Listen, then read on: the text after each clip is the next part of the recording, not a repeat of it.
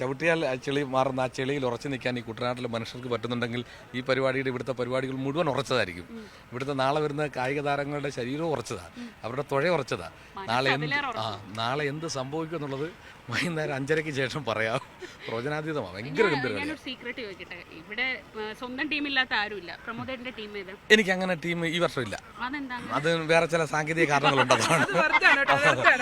അല്ല അല്ല ഇല്ലാതിരിക്കുകയല്ല, നമുക്ക് ഓരോ പക്ഷങ്ങളുണ്ടാകും. പക്ഷെ ആ പക്ഷം തുറന്നു പറയാൻ ഞാൻ ആഗ്രഹിക്കുന്നില്ല. അതാണ് അതിന്റെ സത്യം. ഇപ്പൊ ജയിക്കുന്നവർ കൂടെ അങ്ങ് നിൽക്കാമെന്ന് വിചാരിച്ചാൽ ജയിച്ചു സത്യസന്ധമായി പറഞ്ഞാൽ അറിയാം. അത് എല്ലാവർക്കും നമ്മളോട് ഭയങ്കര നമ്മൾ ഈ കയ്യിൽ 5 വിരലിനോട് ചോദിച്ചാൽ എന്ത് പറയും. അപ്പൊ അതുകൊണ്ട് അത് പക്ഷെ ഉള്ളിന്റെ ഉള്ളിൽ ഇപ്പൊ പറയാൻ പറ്റില്ല.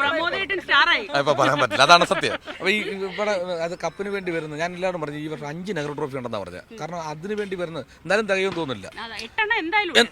ആ ടീം ശക്തമായിട്ട് അതുപോലെ ടീമുകളാണ് വരുന്നത്. അപ്പൊ അതിൽ ഒരാൾ എന്റെ വാക്കുകൊണ്ട് പോലും അവർക്കൊരു മാനസിക പ്രയാസം ഉണ്ടാകരുത്. നാളെ നടക്കാൻ പോകുന്നത് മണിക്കൂറുകളല്ലേ ഉള്ളൂ. അതല്ല, വിജയം അനിവാര്യമാണ്. അതിന്റെ ഏറ്റവും ഒരു ചോദിച്ചതിന് ഒരു കൃത്യമായ ഒരു മറുപടിയും പറയാം.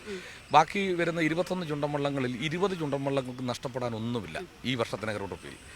മനസ്സിലാക്കുന്നത് PBC എന്ന് പറയുന്നൊരു ടീമിനെ മാത്രം ലക്ഷ്യം വെച്ചാണ് അവരെല്ലാവരും വരുന്നത്. അവരുടെ ഹാട്രിക്ക് തകർക്കുക എന്നുള്ളതാണ്. അപ്പം അവർ ഈ 21 ടീമിൽ 20 ടീമിനോട് മത്സരിക്കാൻ വരുന്നവരാണ് PBC. അപ്പം ഞാൻ പറഞ്ഞ ആര് ജയിക്കണം തോക്കണം എന്നല്ല, അതിലെവിടെ നേര് നടക്കുന്നു, എവിടെ അവരുടെ കായികക്ഷമത എവിടെ വർദ്ധിക്കുന്നു, അവർക്ക് വിജയം നാളെ ഉണ്ടാവും. അതാണ്.